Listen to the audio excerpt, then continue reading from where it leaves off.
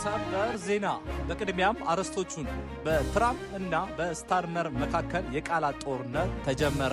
ኢራን ላይ የሚፈጸመው ጥቃት በከፍተኛ መጠን እንደሚጨምር የአሜሪካ መከላከያ ሚኒስቴር ተናገሩ። በትግራይ ባንኮች ያለው የጥሬ ገንዘብ እጥረት ለተፈናቃዮች የሚደረገውን እርዳታ እያስተጓጎለ መሆኑን ኦቻ አሳሰበ። ቻይና አደገኛውን የኤሌክትሪክ እገና በቴክኖሎጂ ተካች። የአዘርባይጃን ፕሬዝዳንት በኢራን ተፈጽሟል ላሉት የድሮን ጥቃት ምላሽ እንደሚሰጥ ተናገሩ።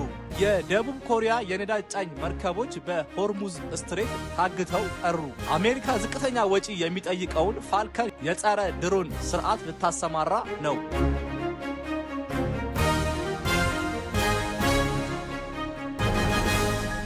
በቅድሚያም ትራምፕ በአሜሪካው ፕሬዝዳንት ዶናልድ ትራምፕ እና በብሪታንያው ጠቅላይ ሚኒስትር ኬር ስታርመር መካከል ያለው ግንኙነት መሻከሩም ተዘግቧል። ፕሬዝዳንት ትራምፕ የብሪታንያውን ጠቅላይ ሚኒስትር ተሸናፊ ሲሉ መጥራታቸውን ቴሌግራፍ የዘገበ ሲሆን በተጨማሪም ስታርመር እንደ ዊንስተን ቸርችል አይደሉም በማለት በይፋ ተችቷቸዋል። ፕሬዝዳንቱ አክለውም ጠቅላይ ሚኒስትሩ በሁለቱ ሀገራት መካከል ያለውን የቆየ ግንኙነት እየጎዱት ነው ሲሉ ከሰዋል። ለአለመግባባቱ መነሻ የሆነው ብሪታንያ የአሜሪካ ጦር በኢራን ላይ ለሚሰነዘረው ጥቃት የእንግሊዝን የጦር ሰፈሮች ለመጠቀም ያቀረበችውን ጥያቄ መጀመሪያ ላይ ውድቅ ማድረጓ እንደሆነ ተገልጿል። ጠቅላይ ሚኒስትር ኬር ስታርመር ለትችቱ በሰጡት ምላሽ በአሁኑ ወቅት የአሜሪካ ጦር አውሮፕላኖች በብሪታንያ የጦር ሰፈሮች እየተኮሱ ኦፕሬሽን እያከናወኑ መሆኑን ገልጸዋል። የብሪታንያ ጀቶችም የአሜሪካን ኃይሎች በመከላከል ረገድ እገዛ እያደረጉ መሆኑን የጠቀሱት ስታርመር ይህ ሁኔታ ልዩ ግንኙነታችንን በተግባር እየታየ መሆኑን ማሳያ ነው ሲሉ ተናግረዋል። ይሁን እንጂ የሁለቱ መሪዎች ግጭት በዓለም አቀፍ ፖለቲካ እና በደህንነት ትብብር ላይ የሚያሳደረው ተጽዕኖ በብዙዎች ዘንድ ስጋትን እየፈጠረ ይገኛል። ቀጣይም ደቡብ ኮሪያ በመካከለኛው ምስራቅ እየተባባሰ በመጣው ግጭት ምክንያት ለደቡብ ኮሪያ እጅግ አስፈላጊ የሆነ ድፍድፍ ነዳጅ የጫኑ 7 ግዙፍ መርከቦች በሆርሙዝ ስትሬት ማለፍ አቅቷቸው መቆማቸው ተገለጸ። እያንዳንዳቸው እስከ 2 ሚሊዮን በርሜል ነዳጅ የጫኑ 7 መርከቦች በድምሩ የሀገሪቱ የ7 ቀን ፍጆታ ሊሸፍን የሚችል በውጥረት ውስጥ ባለችው የባህር መስመር ላይ ቆመዋል። ኢራን በሆርሙዝ ስትሬት ለማለፍ የሚሞክሩ መርከቦችን እንደምትመታ በማስጠንቀቋ የዓለም 20% የነዳጅ መስመር በከፍተኛ ስጋት ላይ ወድቋል። እንደ ሳምሰንግ፣ ሃይንዳይ እና ኤልጂ ያሉ ግዙፍ ኩባንያዎች ከመንግስት ጋር አስቸኳይ ስብሰባ ያደረጉ ሲሆን የነዳጅ እጥረት ከተከሰተ የኤሌክትሪክ ዋጋ ሊንርና የማምረት አቅም ሊዳከም እንደሚችል ስጋታቸውን ገልጸዋል። ደቡብ ኮሪያ 70% ድፍድፍ ነዳጇን እና 20% ጋዝ የምታስመጣው ከመካከለኛው ምስራቅ በመሆኑ ጉዳዩ የሀገሪቱን የኢነርጂ ደህንነት አደጋ ላይ ጥሎታል። መንግስት በአሁኑ ወቅት የሀገሪቱን የነዳጅ ክምችት ለ208 ቀናት ሊበቃ የሚችል ለመጠቀምና አማራጭ መፍትሄዎችን ለመፈለግ እየተወያየ ይገኛል።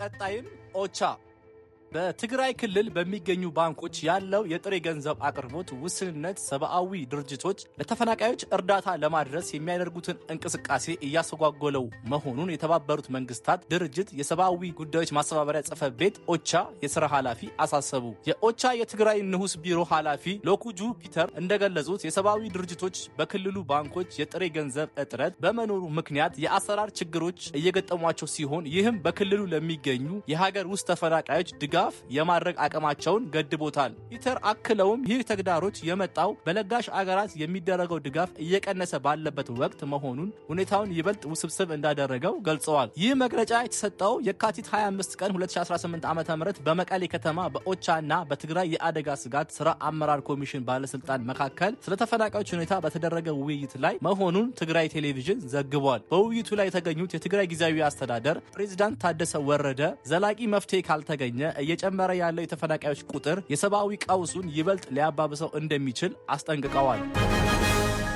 ቻይና በቻይና ሁቤይ ግዛት አንድ ዘመናዊ ሮቦት በ10 ኪሎ ቮልት ከፍተኛ የኃይል መስመር ላይ አስቸጋሪ ጥገናዎችን በተሳካ ሁኔታ በማከናወን የሰውን ጉልበት ተክቷል። ብዙዎች እንደ ኤሌክትሪክ እና ብየዳ ያሉ ሙያዎች ከቴክኖሎጂ ወረራ ነፃ እንደሆኑ ቢያስቡም ይህ ግስጋሴ ግን ማንም ከለውጡ እንደማያመልጥ አመልካች ሆኗል። ይህ ሮቦት የሌዘር መቁረጫን በመጠቀም የሽቦ ሽፋኖችን በጥንቃቄ መላጥና ግንኙነቶችን ያለ ምንም ስህተት ማጥበቅ ይችላል ተብሏል። ቀደም ሲል የኤሌክትሪክ ባለሙያዎች አገልግሎት አገልግሎት እንዳይቋረጥ ሲሉ ህይወታቸውን ለአደጋ አጋልጠው በከፍተኛ ቮልቴጅ መስመሮች ላይ ይሰሩ ነበር። አሁን ግን ይህ ሮቦት የሰውን ህይወት ለአደጋ የሚያጋልጡና በየዓመቱ የሺዎችን ህልውና የሚቀጥፉ አደገኛ ተግባራትን በመረከብ የስራ ደህንነትን አስተማማኝ ማድረጉ ነው የተገለጸው። ነገር ግን ቴክኖሎጂን ስራ እንደሚቀማ ከማመልከት ይልቅ የሰው ልጅ ከሞት አደጋ የሚታደግ ወሳኝ ረዳት አድርጎ መውሰዱ ይሻላል መባሉን ኦዲቲ ሴንትራል ዘግቧል። በቀጣይ አዘርባጃን ዛሬ ጠዋት የኢራን ድሮን አየር ማረፊያዋ ላይ ጥቃት ማድረሱን ከገለጸች በኋላ የአገሪቱ ፕሬዝዳንት ኢልሃም አሊየቭ የሀገሪቱ የጦር ኃይሎች ለአጸፋ እርምጃ እንዲዘጋጁ ትዕዛዝ መስጠታቸውን አስታወቁ። በድሮን ጥቃቱ 2 ንጹሃን ሰዎች ጉዳት እንደደረሰባቸው የአገሪቱ ውጭ ጉዳይ ሚኒስቴር አስታውቋል። የኢራን መንግስት በበኩሉ ጥቃቱ እንዳልተፈጸመ በመግለጽ ክሱን አስተባብሏል። የድሮን ጥቃቱ የተፈጸመው ኢራን እና አርሜኒያን በምታዋስነው የአዘርባጃኗ ግዛት ናክቺቫን እንደሆነ የአገሪቱ መንግስት ገልጿል።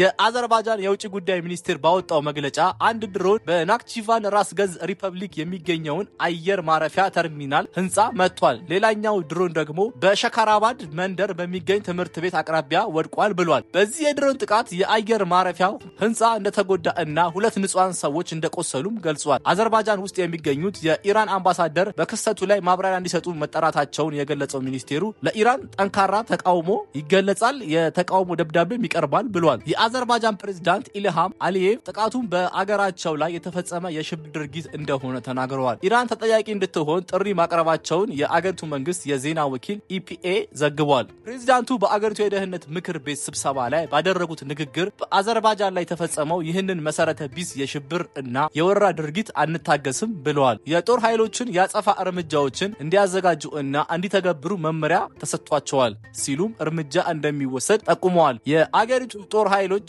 የመከላከያ ሚኒስቴር፣ የድንበር ጥበቃ እና ሁሉም ኃይሎች ዝግጁነታቸውን ወደ ውጊያ ደረጃ እንዲያሳድጉ መደረጉን ፕሬዝዳንቱ አስታውቀዋል። የጦር ኃይሎች ማንኛውንም ዘመቻ ለማካሄድ ዝግጁ መሆን እንዳለባቸው መናገራቸውን የዜና ወኪሉ ዘግቧል። የአዘርባጃን ጠቅላይ አቃቤ ሕግ በበኩሉ ናክቺቫን በራስ ገዝ ግዛት የተፈጸመውን የድሮን ጥቃት በተመለከተ የወንጀል ምርመራ መጀመሩን አስታውቋል። የድሮን ጥቃቱ በናክቺቫን ዓለም አቀፍ አየር ማረፊያ ላይ ከፍተኛ ጉዳት እንዳደረሰ የገለጸው አቃቤ ሕግ የተቋሙን ስራ ሆን ተብሎ እና በህገወጥ መንገድ ማስተጓጎሉንም ጠቅሷል። የድሮኖቹን ምንጭ እና የበረራ መስመር በተመለከተ ምርመራ እየተካሄደ መሆኑን ገልጿል። ይሁን እንጂ ጥቃቱ የተፈጸመው ከኢራን እስላማዊ ሪፐብሊክ ግዛት ውስጥ እንደሆነ ከሷል። ቢቢሲ ፐርሺያን ያነጋገራቸው የኢራን ጦር ኃይሎች ዋና አዛዥ ግን ቴሄራን በዚህ ክስተት ውስጥ ተሳትፎ አላት መባሉን አስተባብለዋል። እነዚህ ድርጊቶች በእስራኤል እየተፈጸሙ ያሉት በሙስሊም አገራት መካከል ያለውን ግንኙነት ለመረበሽ ነው ብለዋል። በቀጣይም የአሜሪካ መከላከያ ሚኒስቴር ፔት ሄግሴት በኢራን እና በዋና ከተማዋ ቴሄራን ላይ የሚፈጸመው የጥቃት ኃይል በከፍተኛ መጠን ሊጨምር መሆኑን ተናገሩ። አሜሪካ እና እስራኤል ካለፈው ሳምንት መጨረሻ ጀምሮ በኢራን ላይ የከፈቱትን ጥቃት በተመለከተ ለጋዜጠኞች ማብራሪያ የሰጡት መከላከያ ሚኒስቴሩ ሄግሴት የማጥቃት ዘመቻው በቆራጥነት እያደገ መሆኑን ገልጸዋል። ኢራን ይህንን ጥቃት መቀጠል አንችልም ብላ ተስፋ ታደርጋለች፣ ይህም እጅግ መጥፎ ስሌት ነው ብለዋል። አሜሪካ ምንም የተተኳሽ እጥረት እንደሌለባት እና የማጥቃት ዘመቻውን እስከፈለገች ድረስ ማስቀጠል እንደምትችል ተናግረዋል። ገና መዋጋት መጀመራችን ነው፣ የምንዋጋው በቆራጥነት ነው ሲሉ ተደምጠዋል። ዩናይትድ ኪንግደም ከጅምሩ የአሜሪካ አየር ኃይል ኢራን ላይ ለሚፈጽመው ጥቃት የጦር ሰፈሯ እንዲጠቀም አለመፍቀዷን የተቹት ሄግሴት አሁን ግን ብሪታንያ መስማማቷን ዘመቻውን ለማጠናከር እንደሚያግዝ አስረድተዋል። ተሳክቶልናል፣ እናም አሁን ቦምብ ጣይ አውሮፕላኖችን ለማሰማራት እንደ አንድ መንገድ እየተጠቀምንበት ነው ያሉት መከላከያ ሚኒስቴሩ ይህ እርምጃ ኢራን ላይ ለተከፈተው ወታደራዊ ዘመቻ